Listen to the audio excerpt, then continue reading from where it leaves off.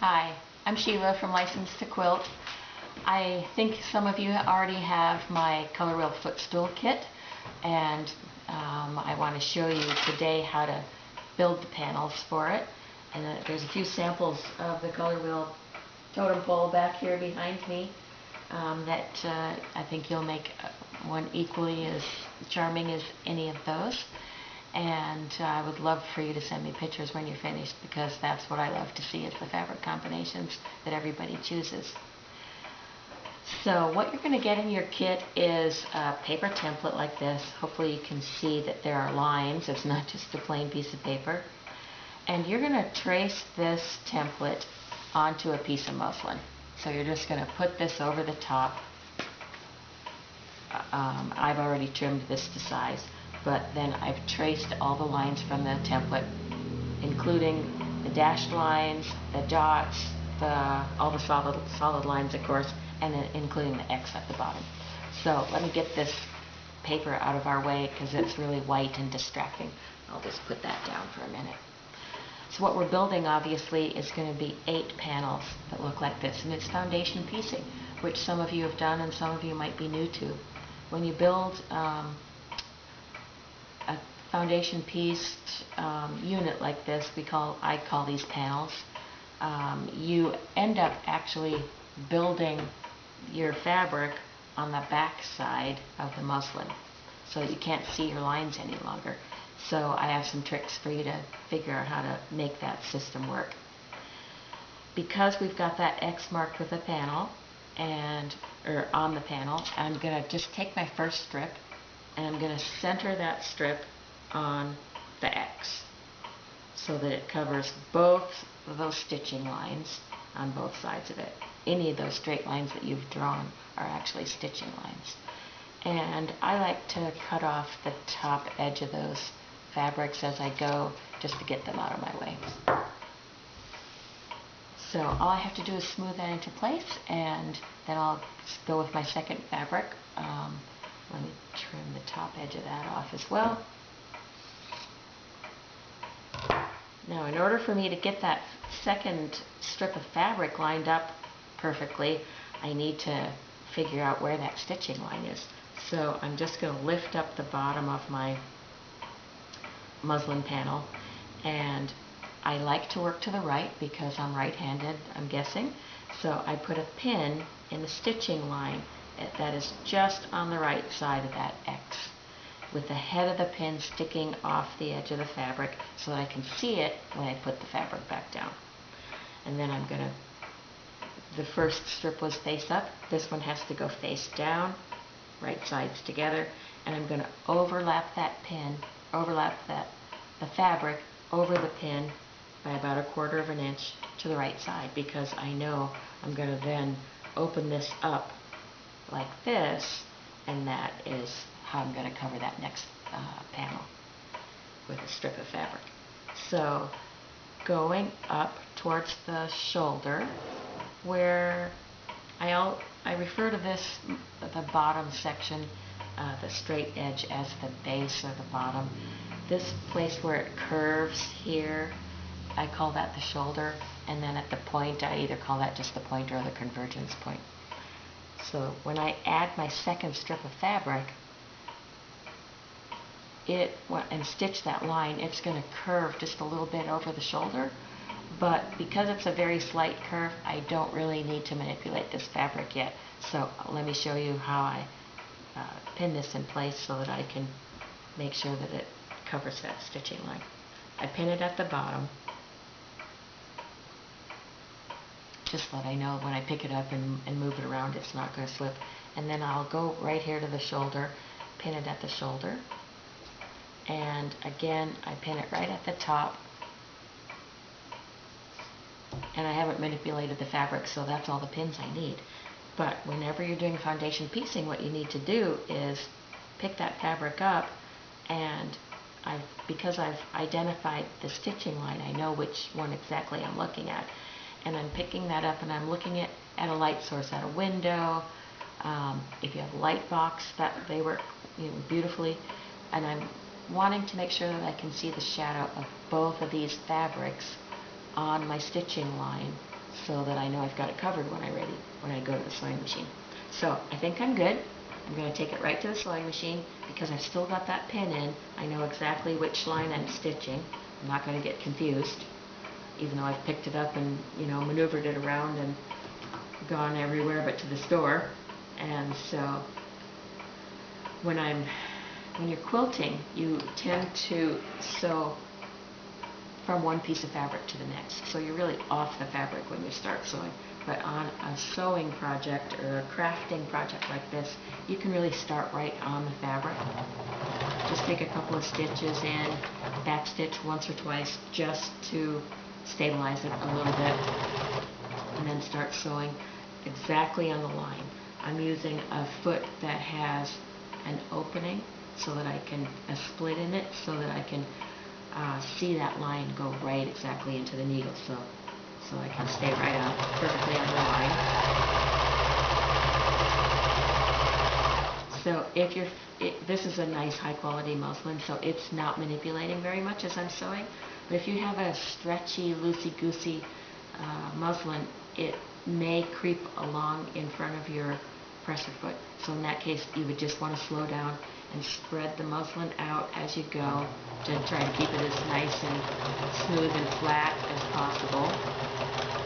And here we are at the shoulder. I need to reach underneath and pull that pin out. Notice I'm handling my fabrics really carefully so I'm not stretching or manipulating that in any way.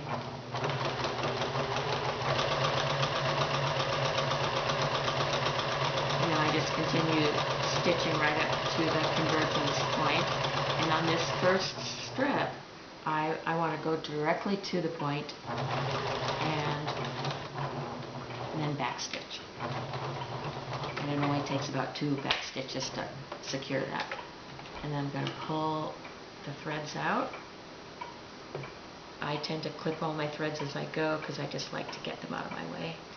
And then I can check to make sure that I've caught that seam, that I have a good seam allowance, that I've caught all the way from the bottom to the top. And I think I have, so now I'm going to trim this down, and I'm just estimating 1/4 inch. I like to trim this with my muslin in place and not fold it back because I feel like I can keep that muslin contained so I'm not clipping into it as I go. And I just like to lift the edges of the fabric that I'm snipping off so that it will pull the muslin away from the scissors just a little bit, and I can clip all the way up to the top. And then, as you know, when you're doing foundation piecing, you get a little bit of waste in your fabric, but you may find some use for that. There are lots of places to donate it where people that use little bits of fabric. Okay, so now I've got this ready, sewn, stitched, trimmed, pressed. Pressing it is the next step. So I would take this to a steam iron, use steam, use a very hot iron, and press that extremely flat as you can possibly get it.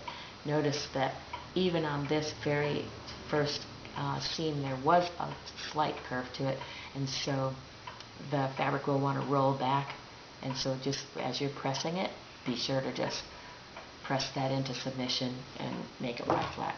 Now what you can do is to snip the outside edges of that fabric just 3 or 4 times, and that will help it lay down a little bit flatter and stay in place. So let me go to the next one and show you what we've got coming up next.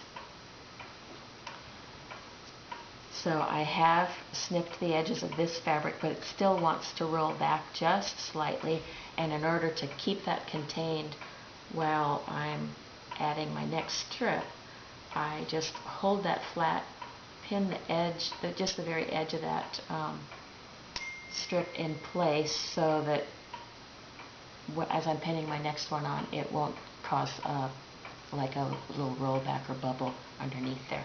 And then I'm going to go to my 3rd strip. So we know this one is going to go right sides together, face down. but I don't know where it goes. So I'm going to go back to my pins. I'm going to flip the bottom straight edge of my template muslin foundation over, and I'm going to locate the next stitching line to the right, put in a pin so that the head sticks out, and that'll give me my seam allowance, or my stitching line, so that then I can overlap my next strip of fabric over the edge of that pin by about 1/4 of an inch. And then generally you can be a little bit generous on that. You don't, I mean, it's not measured at all, it's just an eyeball kind of thing. And again, we're going to pin that in place so that as I'm working on the rest of the strip, it won't get manipulated. And then I'm going to just pin the, lay this down nice and smooth, flat, without stretching it, right up to the shoulder. I'm going to pin that in place at the shoulder. You can feel underneath that the second strip, the previous one that you just put on, hasn't rolled back, and that pin is in place there. Now I want to show, as you're going further and further to the outside edge, you need to manipulate the fabric more. So I am going to press, or not press, but just hold this fabric folded in half so that I can find the center of this strip here. And then I'll, instead of, if I were to come straight up, see how far away that would be from the convergence point. It's like 1/2 inch off. So all I'm going to do is lift this fabric, gently move it over to the center. So you're centering each strip to the convergence point, and then you can pin it at the top. And, whoops. And then, because I've manipulated the fabric, the place that it's going to move is this little section right over the shoulder. So I'm going to pin that in place too. And then I'm going to hold that up to the light, make sure I can see the shadow of both of those fabrics covering my stitching line, which I've already identified with this pin. It's easy to find that, and I won't get lost when I'm flipping it, upside down and backwards.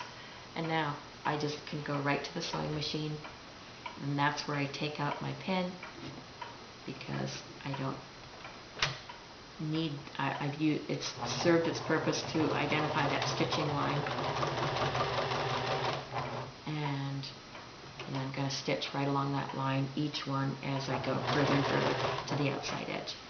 So I don't think I'll finish stitching this one. Let me just pull this out, because what you would do each subsequent one as you're adding it to the outside edge, then obviously it gets trimmed down to 1/4 of an inch for the seam allowance, and then pressed carefully so that you don't get a roll back there at the shoulder, and then you add the second one, more and more as you go to the outside edge. And what I wanted to show on this one is, as you only have a center strip and 3 on each side. So I want to show you how to do the left side, because that will feel a little bit upside down and backwards again, since you've gotten in the groove with adding the strips to the right side. The left side is the same, but it feels different because it's in a different direction. So again, I'm going to take this strip, and in this case I've already put my pin in so that I can identify the stitching line that I need, and I'm going to lay this fabric down so that it overlaps that pin about 1/4 of an inch to the left now, and we're just going to lay that in place, pin it here, pin it at the shoulder. Let me show you one more time how we're going to manipulate those fabrics to the center. So I pick up the strip, fold it in half at the top so that I can identify the center of that strip. And then I am going to stabilize it at the shoulder. Just lift this fabric off the whole piece, and then shift it over to the center without stretching, without pulling too hard. Lay that down, You notice I always handle my fabric pretty gently so that it just lays down without too much stretch. And then I'm going to put the pin in again on this edge right over the shoulder about 3 or 4 inches, because that's where it's going to be manipulated if it will not want to cooperate and when you pick it up. And then obviously we're going to start from that straight edge again, look for our stitching line, look for the shadow of both of those fabrics. We think we've got it covered, then we can go to the sewing machine. And if you back stitch at the beginning and back stitch at the end, remember at the convergence point, there does get to be quite a lot of bulk with all the fabrics and threads, and we can eliminate a little bit of that just by staggering the ending point of our threads as we're stitching. So the first one should go right up to the convergence point. All the subsequent ones could be a stitch or two down, so you're stopping before you get to the convergence point so that we don't have quite so much bulk. And so you're going to end up with a panel pressed, completely, that looks like this. Notice that it has, a little bit of cupping there at the shoulder, and that's to our advantage because we want this then to be, conforming to a circle so that it will make a beautiful footstool. And you're going to make 8 panels of these. Be sure to, watch this video back and forth as many times as you need to get the, perfect results that you want. And then come back to the following tutorial and I'll show you how to put your footstool together. Thanks for watching today.